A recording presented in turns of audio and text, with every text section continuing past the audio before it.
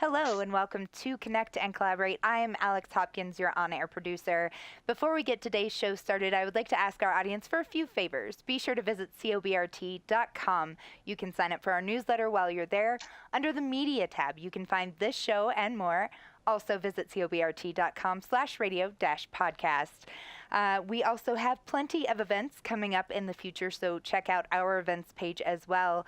But the next event that we have coming our way is the Cybersecurity Summit that is happening on April 2nd, and that is with Cybersecurity Summit USA. So I have with me here Bradford Rand. He is the president and CEO of Cybersecurity Summit USA. How are you, Bradford? I'm doing well. That sounds kind of important. It does sound important, doesn't it? And I'm not really a cyber expert. I'm more of an event producer, but it sounds good. Sounds good. Awesome. Event producer. I like that title. I might steal that from you, actually. But we have had you on previously. We had you on a little bit earlier in March, and we spoke overall about cybersecurity and things that people should know. So just a little bit of a refresher on a background on yourself and Cybersecurity Summit USA, if you don't mind. Sure. Obviously, my name is Bradford. I'm from New York. Kind of a serial entrepreneur from college, and worked on Wall Street for a little bit, and then got into producing job fairs, firstly for sales and management professionals, and then in 1995, with the advent of email and the web and everything, we started to produce an event called Tech Expo, and that became the largest job fair for computer professionals in the Northeast, New York, New Jersey, Philadelphia, Jersey, and we then of course, experienced the whole dot-bomb crash and almost went out of business. And then 9/11 happened shortly thereafter, and we thought we were going to go out of business. I thought I was going to end up at Club Med as like a volleyball coach or something. And then one of the smart people on the team said, "Why don't we start producing job fairs for the defense industry?" So we changed the name a little bit and created Tech Expo Top Secret, which became the largest job fair for the defense industry. So typical exhibitors like Raytheon, Northrop Grumman, General Dynamics, the CIA, the NSA, and so forth. And that's been going very, very well since 2002. And I came up with the idea to do the Cybersecurity Summit because we started to do job fairs just for cybersecurity professionals. And there are a lot of trade shows out there, a lot of major 3-4 day events like DEF CON, Black Hat, RSA, but they're huge. And our philosophy was why or who, what type of CISO or CTO or CIO is going to spend 3 or 4 days walking 700 or 800 booths to try to find their next solution? Why don't we create a one-day solution where we can bring a whole bunch of learning and education and a technology showcase availability to the actual city, so it's easy for the high-level executive to just leave their bank, their hospital, wherever they work, to come, as opposed to traveling for 3 or 4 days and walking a huge trade show. Let's make it more intimate, and let's make it easy for them to attend, so that they can find out what the latest threats are from great experts from companies that are participating, along with experts from the FBI and the U.S. Secret Service and NSA and so forth. Which sounds amazing, and I'm actually super excited to try to get the day off so I can come visit for a little bit at least some of this summit that we have. I want to ask you real quick, I don't think we touched on this in the last interview, but you took your Tech Expo Top Secret. How was that foray into the defense world? I imagine you had lots of red tape that you had to cut through to try to get these people on board. Well, we simply... since there's no confidential information that's shared at the Tech Expo Top Secret Job Fair, what it is we connect tremendous employers such as Raytheon, Lockheed Martin, General Dynamics, Boeing, all of these companies that are hiring top secret cleared engineers, programmers, and analysts. We put them all together in a ballroom, similar to what we do with the Cybersecurity Summit. We are my company is basically, we're connectors. So with the job fair business, we connect defense contractors and agencies that are looking for top secret cleared talent with top secret cleared professionals. And we advertise everywhere: Facebook, Career Builder, military.com, LinkedIn, Indeed. And we attract these hundreds of cleared professionals to come. And similar to the Cybersecurity Summit, we're connecting cyber solution providers with key decision makers at all different types of companies, whether it's energy, healthcare, retail, or technology for that matter. And we're connecting them with the cyber solution providers so that they can see for themselves what may be the next best solution for their company. And we couple that with great education throughout the day. Awesome. That is wonderful to hear. And speaking of being a connector, I am excited to introduce our other guest here. We have Jay Prassl. He's the CEO and founder of Automox. So Jay, welcome. Thank you for joining us. Thanks for having me. Yes. So Jay, just a little bit of background about yourself, your college, your career path, and ultimately how you ended up founding Automox. Wow, I don't know if you want to go back that far for me in my career, but I've been in the kind of early stage startup space for a number of years now. I think it's probably in the 20+ year range at this stage of the game. And for me, it's always been in infrastructure. My career really began as kind of many early careers do, in some happenstance, things coming together, and I ultimately was able to join a company called Left Hand Networks early in pre-iSCSI days. Was the 5th person there, and we grew that to 300+ people, and we exited that to Hewlett Packard. Boy, a long time ago now. That was a good almost 10-year run. I spent a couple years within HP, and then got reconnected with someone building another data storage company called SolidFire. And it was pretty cool to join that when it was just kind of 4 engineers and myself, and I had the opportunity to bring that company from Atlanta, Georgia, where it was, here to Boulder, Colorado, and did what I think entrepreneurs love to do, which is hire all your friends. So we hired up the rest of the old Left Hand team, grew SolidFire to about 500 people, exited that to Network Appliance. So that was a successful run in a much tighter time frame versus HP, or Left Hand was a good 10-year run. SolidFire was about a 5-year run. And spending time within this infrastructure space has been really educational to kind of start to see where these problems are. And I think the fun of entrepreneurship is really about understanding where the hole is and how to fix it. So for us, and you look at kind of the founding of Automox, which is about almost 3 years ago now, the focus for us has really been on what I'll call the basics, in what we term here at Automox as the fundamentals of cyber hygiene. And we looked out at the world and said, hey, there's the investment thesis in security has been largely around what we call detection. And that's very cool and interesting ways to identify where vulnerabilities exist and where attacks are occurring, et cetera. And so much of the money has gone into neat ways to see these things. And if you look at what actually happens inside an organization, there's a wonderful set of tools that will develop this list of what I call bad news. Where's the hack? Where's the vulnerability? What machine isn't configured? What machine isn't patched? And so what you get is this massive list of this information. Yet, as we looked at the industry, there's very few people or companies willing to go across the line and actually solve for these problems. And for us, those are the fundamentals of cyber hygiene. Patching your OS, patching the third-party software that sits on top of it, making sure the right software is deployed on the device to begin with, and then also making sure that the device is configured correctly. And these really are the fundamentals or the basics. When you think of it from a cyber hygiene standpoint, and hygiene is a really good way to consider this problem. You don't get good oral hygiene if you're doing this, brushing your teeth once a week or once a month. And the same is an occurrence from a security standpoint, that if you're not keeping up with the basics, such as patching your infrastructure, you get the result of what we've seen in things like the WannaCry issue, which was a Windows vulnerability that was unpatched and people were leveraging and ransoming devices. Equifax is one everybody knows about, unpatched Linux systems.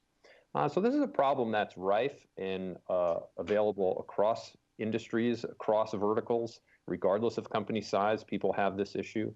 Yet there is a time and materials problem where people don't have the right personnel, know-how, or resources to solve for this. So what we've done simply at Automox is rooted this entire problem into a single cloud-based infrastructure that allows you to automate this work. No one goes to school for this problem. No one gets a degree in patching. No one gets a degree in configuration management. These are things that unfortunately many IT managers make up on the fly. And we feel that there is a opportunity to deliver a platform of record and the opportunity to allow IT managers to automate that list of bad news that comes to them with some of the other detection tools out there. So the origin story for this is largely around seeing this being a problem. I was at my last company and I had an IT manager come to me when we were making a transition into network appliance and said, hey, can you go on your machine and tell me what, and this was an email to 500 plus employees, say, can you go on your machine, look for what operating system you have, tell me what level it's patched at, and send me an email back. And I kind of just ran over to him. I said, if you could just automate all of this, wouldn't this really be pretty interesting? And his answer was, of course, I would love to do that. But we have Windows machines and Linux machines and Mac machines. And that was pretty much the end of my time at the SolidFire NetApp transition at that point. Wow, that is quite a transition, and I like watching your evolution through the cybersecurity field there. And particularly with entrepreneurship, I think at this point in time, we're looking at more entrepreneurs in the cybersecurity space than anything else. Yeah, there's a lot happening in this space. And I think it is the problem of our time in many ways, right? There are all these interesting connected devices and ways for us to interface with one another through these machines. But there is a confidence gap that has started to occur. And you see it very prevalently in IT managers themselves is you've got security folks on one side saying, hey, these systems are vulnerable. Please do something about it. And you have IT managers on the other side who have to do the work who go, well, I'm fearful. I am low in confidence in what the ultimate outcome of this update is going to be. And so Automox's really core value and our compelling why as a company is about changing this confidence level. We want to let companies use data to understand whether or not an update is going to succeed or fail, and as a result, move more towards being willing to automate all of this work in the background. Oh, yes, absolutely. Well, I want to ask you this list of bad news that you send out. What kind of feedback are you getting from your companies on this? I imagine it's good. You are doing well for surviving for 3 years, but what kind of feedback do you see? Let me be a little bit more specific. The list of bad news comes from a variety of other tools that IT managers or security operations folks use. We don't generate that list of bad news. Okay. We are allowing companies to act on that information. So if you look at how people, when they scan their environment, you can break that scan, or basically where the problems are, down into 3 buckets. One bucket is 60% of the problem that is shown by vulnerability managers and scanners out there is that 60% of the issue is unpatched systems, right? WannaCry, Apache Struts with the Linux issue in Equifax, that's 60% of the problem. If you look at another 20% of the problem, in addition to that, are misconfigured systems. So things like password timeouts were wrong. The screens don't time out at the right stage. USB ports are left open and people can download information from them. All of that configuration can be automated and maintained over time through an automated system.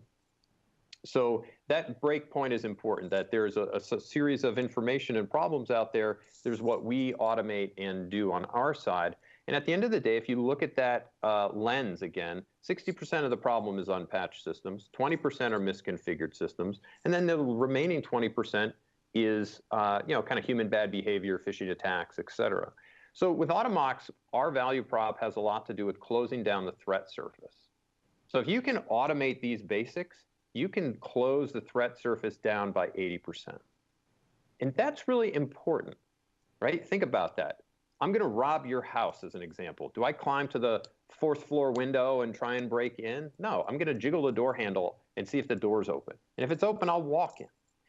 And when you look at largely these problems, there's some statistics out there that say by, I believe it's 2020, that 99% of the vulnerabilities that will be exploited, IT managers will already know about. They're already in there. The burglar's already in the house. And so that is a way to remove that and solve for that problem, is to simply keep up with the basics. Okay, but if you run a Windows, Mac, and Linux shop, and here come the Windows updates every, first Tuesday of every month, then there are, Linux updates and all these other things, and then not to mention Adobe, Java, Firefox, Chrome, all those updates. I mean, the threat surface multiplies with a varied and heterogeneous environment that people have today. Oh, yeah. And those are simple fixes that I think a lot of us probably don't think about in our day-to-day. I like the idea of cyber hygiene. That's not a term that I'd heard before, and I appreciate that. Sure. I want to talk about the actual Denver event that we're having. Again, This is the 3rd annual event. It's going to be April 2nd. We have roughly 8 minutes left in the segment, so I'm going to ask, first of all, here, Jay, with you, what made you decide to get involved with this summit? Were you at last year's? Are you going to, is this your first year? Tell me more about your role there. Yeah, we're a first-time exhibitor this year. As we've been growing our company over the last few years, we look for venues and ways to get in touch with IT managers and SecOps folks who are actually on the ground doing the work. We've spent time at RSA and some of the other bigger shows. You get a very different audience there, and part of what we're looking to learn from in this event is, what kind of audience does show up here. And our research says that it's, decision makers, people who are deep in the security space. So we're going to actually bring some pretty interesting, very targeted tools to bear when actually we meet with an individual one-on-one at our booth. We're going to have some very specific information to hand to that person by name when we're there at the show. So we're looking forward to both testing some things on our side and kind of deepening our relationship with the event and see how it goes from both a lead standpoint, but we'll also be testing messaging and things like that at the event as well. That is exciting. And Bradford, I'm sure you love hearing that. Yes, I do. And I'm happy to report to Jay that this is the largest amount of registrants we've ever had for Denver. I was just looking right now, as you guys were talking, to see what the latest registrations were. And it looks like it's, believe it or not, 700 RSVPs, which is tremendous because there is as I like to say, a cyber conference, brunch, lunch, or golf outing, or some type of dinner in every city every day. Yeah. So the fact that we have so many RSVPs for this event makes me very, very happy. I don't want to jinx it, but right now I'm looking at, it looks like it's over, just about 700. Whereas last year we had 500, the year before it was around 300. So it's growing nicely. We're soon going to actually cut off registration because we have to have enough breakfast and lunch for everyone. But that's a champagne problem. We're excited. I think we have some great speakers. Aside from the Secret Service that we actually have an Automox speaker, Gavin Matthews, on your team, is going to be joining us for the cloud security panel.